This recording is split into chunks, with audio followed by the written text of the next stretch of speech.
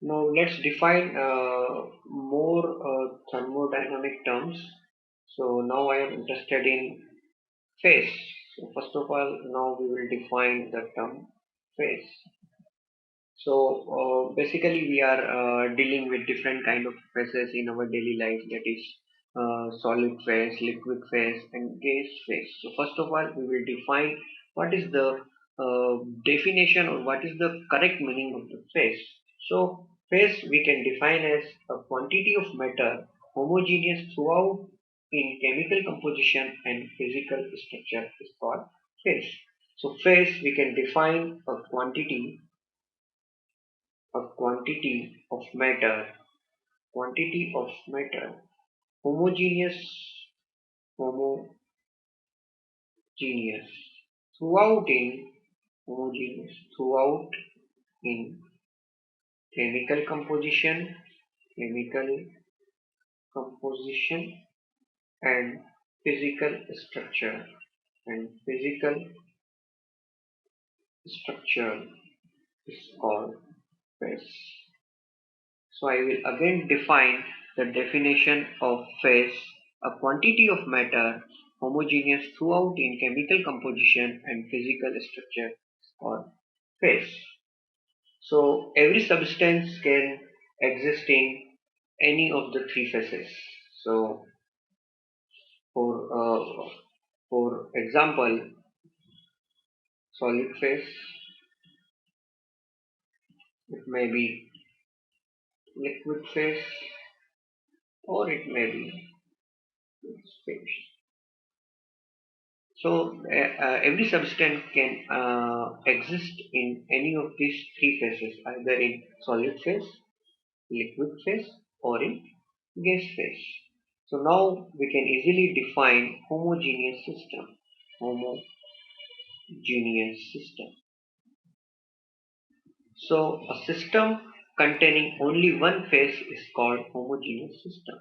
So we can define a system contains only one phase is called homogeneous system. Homogeneous system. Similarly, we can define the heterogeneous system. Heterogeneous system.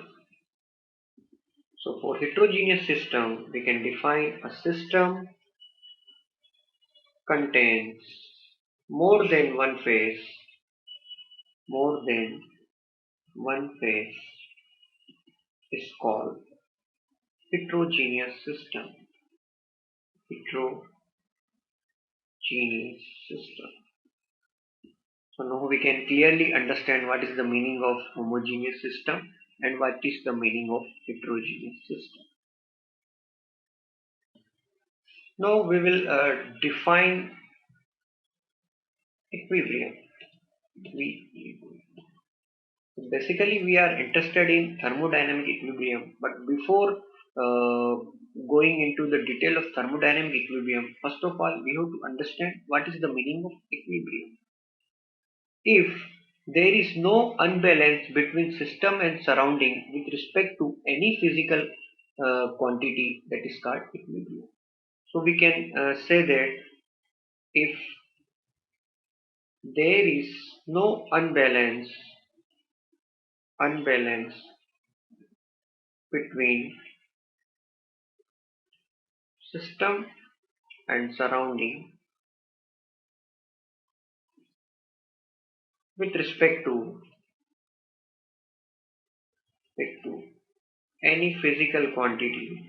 any any physical quantity. Physical quantity means it may be a pressure, it may be temperature, it may be chemical composition. So with respect to any physical quantity, then we can say that system is in equilibrium. So I will again define the term equilibrium. If there is no unbalance between system and surrounding with respect to any physical quantity, then we can say that system is in equilibrium. So it may be mechanical equilibrium, it may be thermal equilibrium, it may be chemical equilibrium. So let's define the mechanical equilibrium. So mechanical equilibrium. So mechanical equilibrium, there should be no pressure difference, there should be no force difference between system and surrounding. So for mechanical equilibrium, there should be no pressure difference or force difference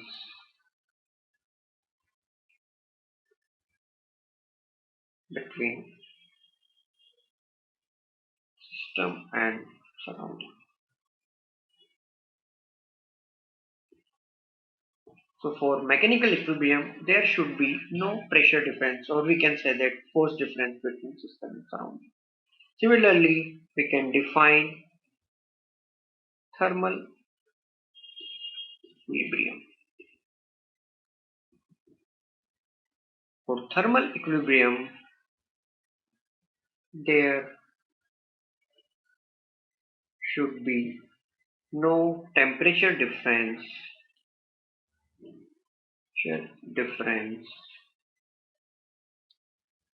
within the system, within the system and between system and surrounding.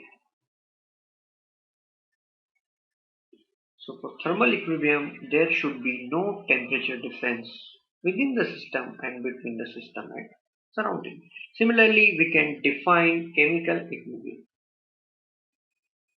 Chemical equilibrium. So for chemical equilibrium, there should not be any chemical composition unbalanced between system and surrounding. So there should be no chemical position unbalanced between system and surrounding. Between system and surrounding. There should be no chemical composition unbalanced between system and surrounding.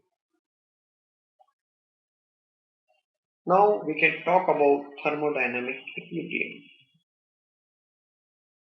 Thermodynamic equilibrium. So for thermodynamic equilibrium, there should be mechanical equilibrium, thermal equilibrium as well as chemical equilibrium. So we can write for thermodynamic equilibrium,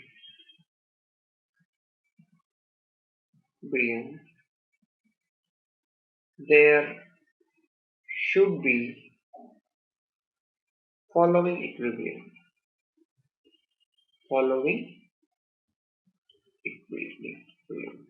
For thermodynamic equilibrium, there should be following equilibrium.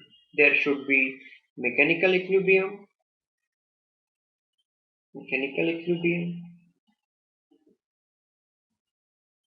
there should be thermal equilibrium,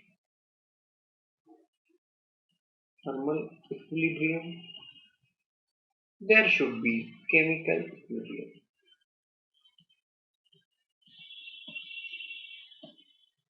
So in other words, thermodynamic equilibrium is a combination of mechanical, thermal and chemical equilibrium.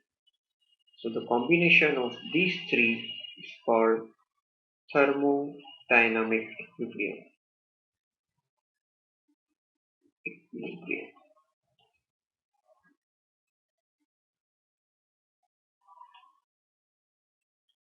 Now we will define the different kind of process which is very important in thermodynamic thermodynamics. So let's start with quasi-static process. Quasi-static process. So the meaning of quasi-static, it means infinite slow process. Quasi-static process we can define infinite slow process. Slow process. So infinite slow process is called quasi-static process. Quasi-static process. So let's draw a PV diagram. I am just drawing a PV diagram here. In y-axis I am taking pressure, and on x-axis I am taking suppose volume.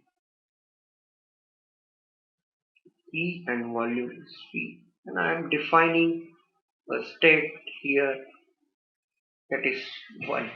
The state of a system I am defining, that is 1. And now we are talking about process. We know if the path of the change of state is completely defined, is called process. Means during the process the system will undergo several changes in the state of the system. So suppose now the state of the system is defined by point 1. After some time is defining by point 2, point 3, point 4, point 5.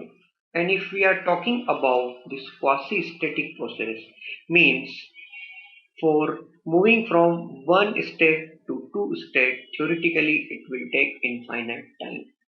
Means we can say that if the process is like that, from one state to the other state, if it is taking infinite time, means theoretically there is a complete thermodynamic equilibrium is existing in the system. Means every state is representing a thermodynamic equilibrium. So we can say that in quasi-static process, every state will be under thermodynamic equilibrium. So by this way we can conclude that if the process is going very slow, means if the infinite slowness is the characteristics of a process, then every state will be in the thermodynamic equilibrium. So if the states are in thermodynamic equilibrium, then only we can define on PV diagram, and we can define the complete process by the bold lines. But practically there is no process which will go in a very infinite slow manner. Means I am giving one example. Suppose if you are mixing two fluids which are having different temperature. Suppose one is having 10 degree centigrade temperature and second one is having 100 degree centigrade. If we mix it, then both uh, the state of the system, which is the combined state of both the fluid, will change very fast. Means it will not go infinite slow. So frankly speaking, in world or in practical situation, all the process are not going in an infinite slow manner. So if they are not going in an infinite slow manner, then every state 1, 2, 3, 4, 5, we can't we can't join with the help of bold line. We have to join by a dotted line. But for our solving our problem solving purpose, we are taking each we are assuming that each state is a thermodynamic equilibrium state. So for our understanding, we should know what is the meaning of quasi-static, means that is infinite slow process, and which is ideally the process we want for maintaining the thermodynamic equilibrium. But for some practical issue and for real life problems, it is not possible. But still, we can define this process or these states on PV diagram with the help of bold lines. So now we will define some of the different thermodynamic process which are very important. So first I am defining constant pressure process. Constant pressure process. So in constant pressure process, we are also calling isobaric process. Isobaric process. So in constant pressure process, by the name itself, we can see that in the process where the pressure is constant is called constant pressure process. So P is constant in that process, and we can say that P equals to C. C is the constant. So now I can easily draw on the PV diagram. Suppose I am drawing in PV diagram. Here on y-axis there is a P, and on x-axis there is a volume, and we know from one state to the another state, if the process will go, then pressure will remain constant. So we can define like that. 1, 2, 2. Here, 1 pressure is P, suppose, and 4, 2 also pressure is P. So here we can say that P is to constant. So it is a isobaric process. Now take the second process, that is constant volume process. Constant volume process. Volume process. And for constant volume process, we are also calling isochoric process. Isochoric process. So by name itself, the process in which volume is constant is called constant volume process. So V equals to C. V is nothing but a constant. And on PV diagram, I can easily define the process, that is pressure, and here it is volume. And from 1 to 2, if you see, the volume is same, that is V. We can define is nothing but V equal to C, that is isochoric process. Now let's take another process, that is called isothermal process. Isothermal process. Isothermal is nothing but constant temperature process. Constant temperature process. So for constant temperature process, we can write T equals to C, and now I will show how we can present isothermal process on PV diagram. So on y-axis I am taking P, on x-axis I am taking V, and now I am defining, that is 1 to 2. If it is defined like that in PV diagram, this process is called isothermal process in which T equals to C, or we can say that temperature is constant. Now we can define the other process, that is D, and before defining the other process in isothermal process, we can write one more thing, PV equals to constant, that is the governing equation for isothermal process. So remember, PV equals to C is nothing but a governing equation for isothermal process. Now I am defining reversible adiabatic or isentropic process. So now I am defining reversible adiabatic or isentropic process. Isentropic process. Now I am defining reversible adiabatic or isentropic process. In reversible adiabatic or isentropic process, the entropy will remain constant. So I can say entropy. S is nothing but entropy. Constant, and there is no heat exchange between system and surrounding. There is no heat exchange between system and surrounding. System and surrounding. So now we can write the governing equation PV to the power gamma plus 2 constant. PV to the gamma plus 2 constant. And gamma is nothing but the ratio of Cp and Cv. So in later stage we will define what is the meaning of Cp and Cv. So now I can easily draw the reversible adiabatic or isentropic process on PV diagram.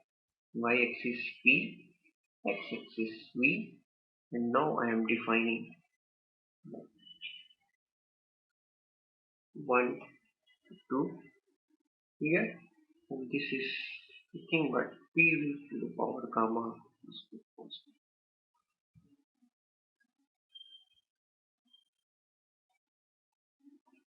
Now I am defining one more process, that is polytropic process.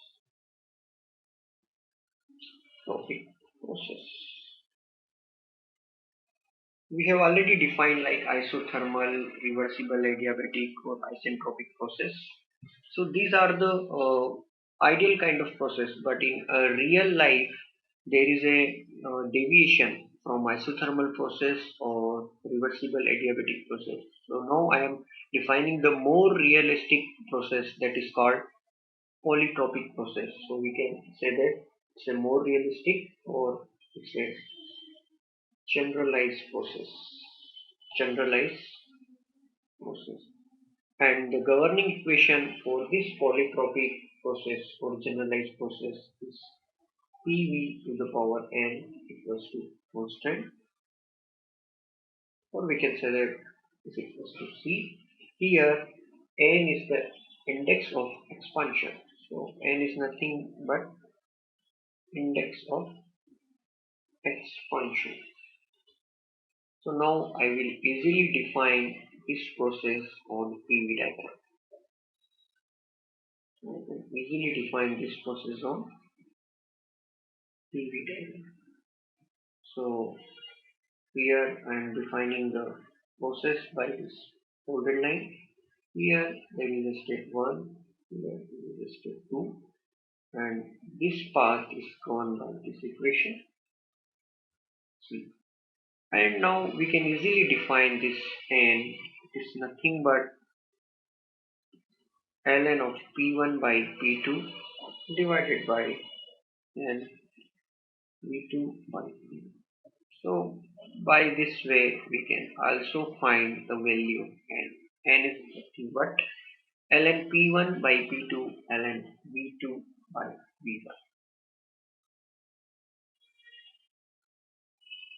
So now I will represent all the process whatever we discussed on a single PV diagram for our better understanding. So now representation of thermodynamic process on PV diagram. PV diagram. So now I am considering this diagram. On y-axis, as usual, I will take pressure, it's defined by P, and on x-axis I will take volume, it is defined by V. And here I will write thermodynamic process, and here I will talk about N, that is index of expansion. So I will define the various process, like I will define constant volume. We know where volume is constant. So for constant volume process, volume will be constant, so I can define like this one. This is the constant volume process because volume is constant throughout the process. And for constant volume process, index n will be infinite. Similarly, I will define constant pressure process, that is isobaric process, where P equals to C and the index n will be 0 in case of constant pressure process. For constant pressure process, we can proceed like. So for this, I can define P equals to C. For previous process, I can define V equals to C. Now let's take an isothermal process. Isothermal process. Isothermal process, we know temperature is constant, so I can write T equals to C. And for index of expansion, that is 1. And for representing here, you can represent like so here T equals to C, that is the representation of isothermal process. Similarly, for polytropic process,